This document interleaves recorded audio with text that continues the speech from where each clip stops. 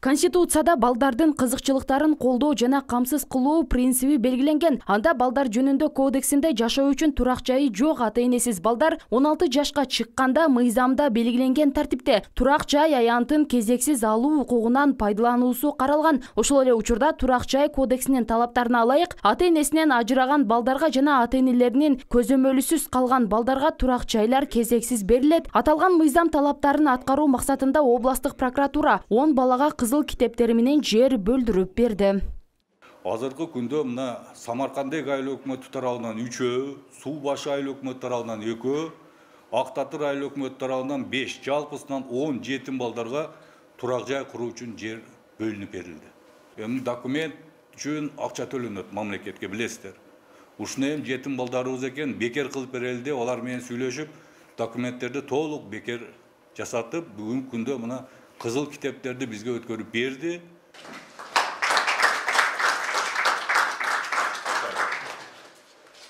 Güzel kızı tahminen.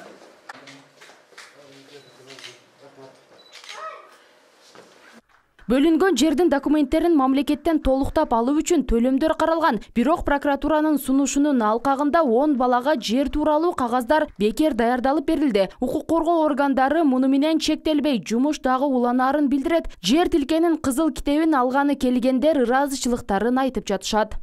İşlevçilerine çok rahmet aytабыз. Себеби неден матасы жок. Ошого өкмөттөрдүн жардамы менен прокуратура кеңешип ошол иштерине ийгилик каалайбыз. Ушуну эреме ушунча мүмкүнчүлүгү чексиз балдарга жер бериптир деп уктуп келдик. Абдан ыраазы болдук, сүйүндүк. Элибай Имбетов 19 жашта. Ал Ак Татыр айыл аймагында жашайт. Буга чейин жер тилкесине муктаждык жер алып, жергиликтүү бийликке кайрылган. Бүгүн укук коргоо органдары мыйзамдардын аткарылышын камсыздап, анын негизинде жер тилкесинин кызыл китебин алып отурат. Ушинтип жер боюнча келдим. Азыр жердин кызыл китебин алдым. Кубанып отурган учурум.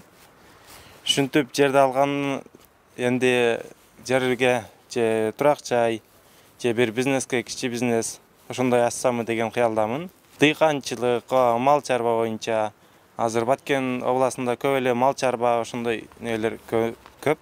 Бул жарандарга берилген кызыл китептер аймактагы комиссиянын корутундусуна ылайык гана тандалып берилген. Анда туугандарынын жакындарынын үйүндө жашап, жерге өтө муктаж болгон гана балдарга документ даярдалып берилди. Ошол эле учурда трансформация болгон айыл өкмөттөгү жерлерде гана иш чара колго алынды.